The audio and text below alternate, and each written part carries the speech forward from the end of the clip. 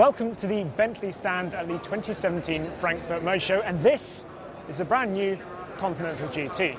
Now, we will get to the important engineering stuff in a minute, but I want to talk about the headlights.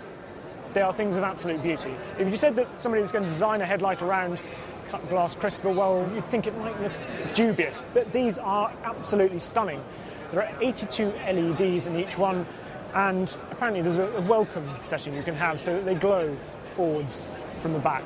Anyway, on to the main things about the car. Underneath the bonnet is a 6-litre W12 with 626 brake horsepower and 664 pounds-foot of torque. The performance figures are 0 to 60 miles an hour in 3.6 seconds and a top speed of 207 miles an hour, which, if you know your Bentleys, is 2 miles an hour faster than the old GT speed. Needless to say, it should be pretty serene at that speed. Having done 205 miles an hour in old GT speed, I can assure you it is a wonderful place to be doing the double ton. Anyway, let's move further down the side of the car and point a few other things out.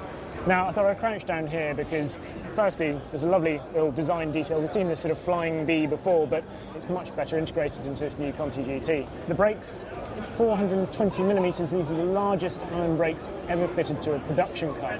We should also talk about the positioning of the engine. Now, this car's sharing a platform with the Porsche Panamera, which is a very good thing. And now we've got the engine, instead of being slung ahead of the front axle, it's now much further backwards. We've got 3-chamber air suspension as opposed to 1-chamber 4, which means there's a much greater dynamic range between sort of comfort and dynamic. We've also got the 48-volt anti-roll system that we've seen in the Bentayga before, which should help with the handling of the car.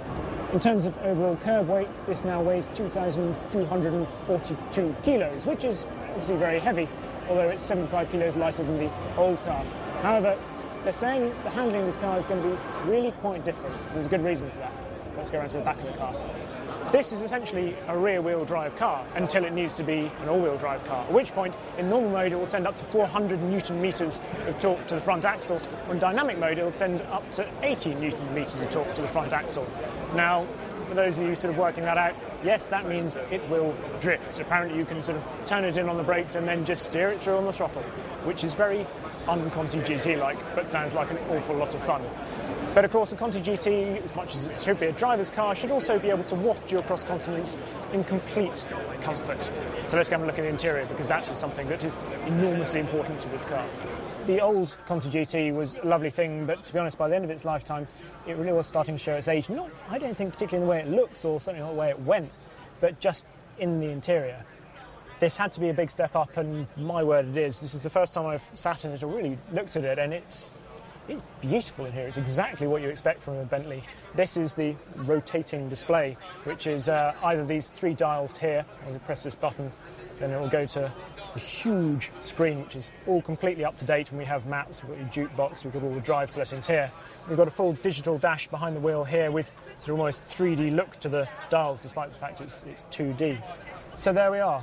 That's the new Conti GT, and I'm very excited by it. I always loved the old car, but there were a few things as a driver's car, it didn't really stack up. It was a beautifully relaxing place to be, but when you pushed on, and my word, you could push on in it, it just didn't quite sort of live up to expectations. This, with its new chassis, really should be quite something.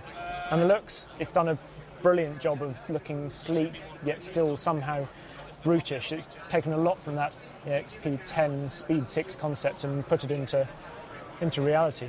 So there we are. That's the Bentley stand at the 2017 Frankfurt Motor Show.